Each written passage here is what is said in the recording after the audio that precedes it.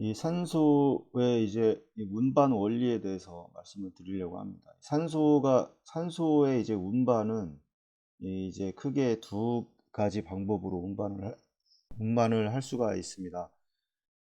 적혈구 내에 이제 헤모글로빈에 이제 결합이 돼서 가는 방법이 있고, 그 다음에 플라즈마, 혈관 안에 이제 혈구들이 있고, 그 다음에 이제 이 플라즈마가 이제 있을 텐데, 이 플라즈마에 이제 O2가 전달이 돼서 이제 가게 되는 이 두 가지 방법이 그게 방법입니다. 그래서 이 두 가지 방법을 크게 이제 우리가 이 PO2라고 얘기하는 것과, 그 다음에 이제 이 O2의 이제 압력으로 얘기하는 이제 밀리미터 머큐리, 이제 퍼센테이지로 얘기하는 게 있고, 이제 이 압력으로 이야기하는 게 있는데, 이 두 가지가 있는 방법이 이게 두 가지로 이제 전달이 되기 때문에 이제 이런 식의 이런 단위를 사용을 하게 됩니다. 산소를 이제 이 조직에 이제 운반을 해 줘야 됩니다. 이 조직에 산소를 운반해 주기 위해서는 결국에 이제 심장의 이제 기능이 이제 어느 정도 이제 정상적으로 이제 유지를 해야 될 것이고, 정상적인 유지와 그 다음에 이 우리 혈중에 이제 헤모글로빈이 이제 정상 범위를 유지를 하고 있어야 될 겁니다. 그래서 만약에 이게 떨어지게 되면 산소는 전달을 해줄 수 있지만 그 전달의 이제 어떤 그 양 자체가 이제 줄어들게 되고, 그 양이 줄어들게 되면 이제 결과적으로 이제 문제가 생기게 됩니다. 그래서 이 산소의 이제 운반에 관련돼서 이제 이런 원리에 대해서는 이제 간단하게 좀 설명을 드리려고 합니다. 그래서 설명을 드리기 전에 이제 기본적으로 알아야 될 좀 이론들이 좀 있습니다. 그래서 이거는 좀 중요한 내용이고, 이게 결국에 이제 ABGA에 이 모든 게 이렇게 나타나게 됩니다. 그래서 이 ABGA 결과를 봤을 때 어떤 거는 이제 퍼센테이지로 얘기하고 어떤 건 이제 분압으로 얘기를 하는데, 이런 거에 대한 이제 이해를 좀 이제 하셔야 될 것 같습니다. 산소의 이제 운반에 대한 이제 운반 원리에 대한 이제 기본적인 이론을 말씀을 드리면, 우리 ABGA를 보게 되면 거기에 보면 이제 이 밀리미터 머큐리로 나타나는 이제 O2의 분압이 있고, 이제 퍼센테이지로 나타나는 뭐 산소 O2, SO2가 뭐 100%다.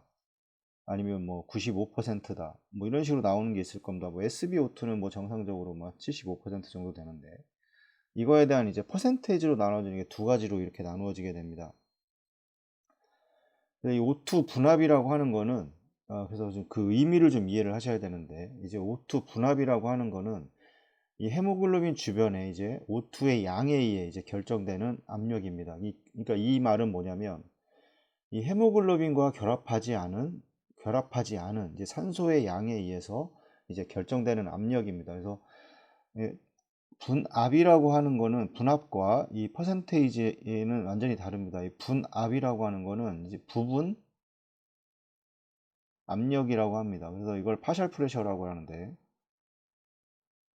이 파셜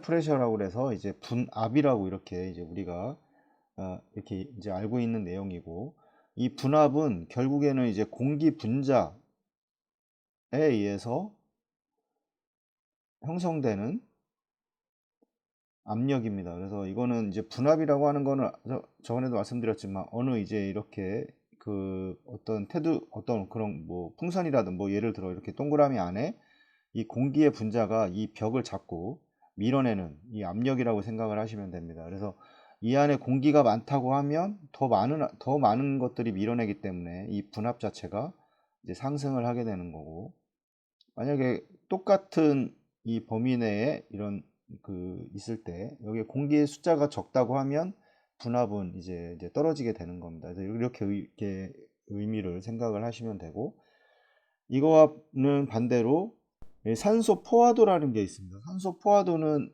이제 결국에는 분압은 이제 공기 때문에 형성이 되는 거고, 산소 포화도는 이제 공기랑은 전혀 다른 이제 개념입니다. 그래서 우리 이제 헤모글로빈에는 우리 이제 적혈구 내에 이제 헤모글로빈이 있는데, 이 헤모글로빈에는 이제 뭐 계속 말씀드리지만 이 네 개의 펩타이드가 있어서, 여기에 이제 이 네 개의 펩타이드에 여기서 보시면 이제 CO와 CO2 뭐 이런 수소 분자들이 이렇게 결합을 할 수가 있습니다. 그래서 여기에서는 이 헤모글로빈 주변에 이 기체 결합은 이제 경쟁적으로 일어난다고 말씀을 드렸는데, 이 경쟁적이라고 하는 거는 그 헤모글로빈 주변에 어떤 분자가 공기 분자가 이제 많으냐에 따라서 그 더 많이 이제 결합을 하게 됩니다.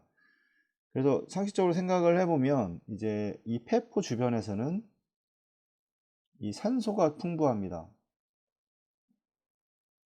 하지만 이제 조직 부분에서는 이 CO2가 이제 더 많게 됩니다. 왜냐면 대사를 거쳐서 이제 발생되는 게 이제 CO2이기 때문에, 이 CO2가 상당히 많기 때문에 그 조직 부분에서는 헤모글로빈에 이제 CO2가 많이 결합이 돼서 가게 되는 거고, 이 폐포 주변에서는 산소와의 분자가 많기 때문에 이제 산소가 많이 이제 결합이 돼서 이제 이동을 하게 되는 겁니다. 그래서 그렇게 이해를 하시면 되고, 우리 ABJ를 보더라도 이 PO2와 그다음에 SO2 이렇게 두 가지로 나눠서 이제 결정을 하게 되는 거 됩니다. 그래서 100%의 이 산소를 한다고 했을 때 이 두 가지가 이제 결정돼서 가게 되는데, 그 부분 또 뒤에서 이제 말씀을 드리도록 하겠습니다.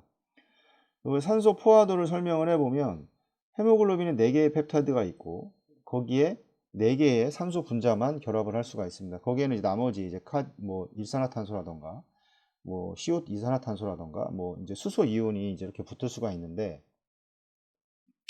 이 헤모글로빈과 이제 4개 이제 결합이 돼서 이제 포화 상태를 이루게 되면 이제 이런 분자식 헤모글로빈에 이제 4개의 산소가 붙은 이 산소 헤모글로빈 상태를 만들어서 이게 이제 조직까지 이제 이동을 해서 산소를 공급을 해주게 되는 거고, 이 헤모글로빈의 기체 결합은 이제 경쟁적으로 일어난다고 이렇게 말씀을 드렸습니다.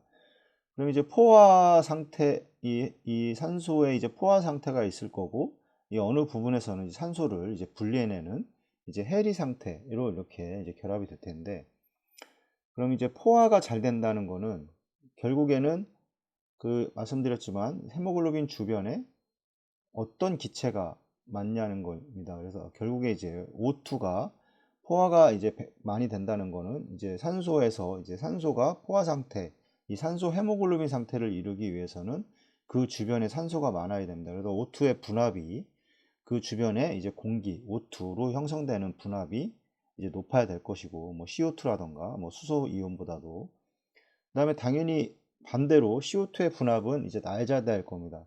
낮아야지 이 산소가 많기 때문에 산소가 다 결합이 가게 되는 거고, 그 다음에 마찬가지로 수소의 이온도 여기 보시면 결합될 수 있는 가스의 이 분자들이 O2보다는 다 낮아야지 이제 포화 상태가 잘 될 겁니다. 그래서 당연히 이제 폐하가 좀 높아야 됩니다. 이 산소 그 산소 해리 곡선을 보시면 약간 이제 이런 식으로 되어 있는데, 이쪽으로 가면 이제 해리가 이제 잘 되는 과정이고, 이쪽으로 가면 이제 포화 상태가 되는 겁니다. 그래서 이게 이제 온도라던가 이제 이런 거에 영향, 뭐 뒤에서도 또 설명을 드릴 텐데, 이제 온도의 영향도 많이 크게 되고, 크게 됩니다. 그래서 보시면 폐하가 높고 체온이 낮으면 이게 이제 그 포화 상태가 잘 이루어지는 그런 과정입니다. 그래서 뭐 간단히 비교를 해보면 폐포 주변과 그다음에 조직 부분, 이 조직 내에서 보면 이 폐포 주변은 공기 중이기 때문에 공기 중 대기와 가깝기 때문에 온도가 상대적으로 조직보다는 이제 낮게 됩니다. 그래서 이 폐포 주변에서는 이 O2의 이 산소 포화가 훨씬 더 잘 일어나게 되고, 조직 부분에서는 이제 온도가 상대적으로 높기 때문에 이 높으면 말씀드리지만 온도가 낮아야지 이제 포화 상태가 잘 되는데, 온도가 높으면 해리 상태가 더 잘 되기 때문에 여기서는 이제 결국에 이 산소가 잘 이제 분리될 수 있는 이 헤모글로빈과 이제 산소가 결합되어 있던 산소가 잘 분리될 수 있는 이제 이런 조건을 가지게 됩니다. 반대로 이제 해리가 잘 되는 경우는 이제 당연히 이제 해리가 잘 된다, 경쟁적으로 결합한다고 말씀을 드렸는데, 헤모글로빈에 이제 O2가 이제 이렇게 결합이 이제 되어 있으면 이 부분을 와서 어떤 다른 가스가 이제 충돌을 합니다. 충돌을 해서 얘를 떼버리고 이제 다시 자기 CO2가 이렇게 붙어버리는데, 이 부분에 이제 CO2가 많기 때문에 조직 부분에서 특히나 CO2가 많기 때문에 이제 O2를 떨궈서 그 O2는 이제 조직에 이제 공급을 해주고 CO2가 이제 결합을 하게 되는 이제 이런 과정을 거치게 됩니다. 당연히 O2 분압이 낮아야 되겠고 해리가 잘 되는 조건은 CO2 분압이라던가 이 수소이온의 이제 이 분압이 높아야지 이 해리가 잘 되는 조건입니다. 당연히 이제 폐하가 좀 낮은 상태. 그래도 보시면 조직에서는 좀 폐하가 좀 낮게 되고 폐포에서는 좀 이제 그 폐하가 상승을 하게 되는 겁니다. 폐하가 낮게 되고 당연히 이제 온도가 높은 상태에서 더그 이제 해리를 더 잘하는 그런 과정을 이제 겪게 됩니다. 그 과정을 가지게 됩니다.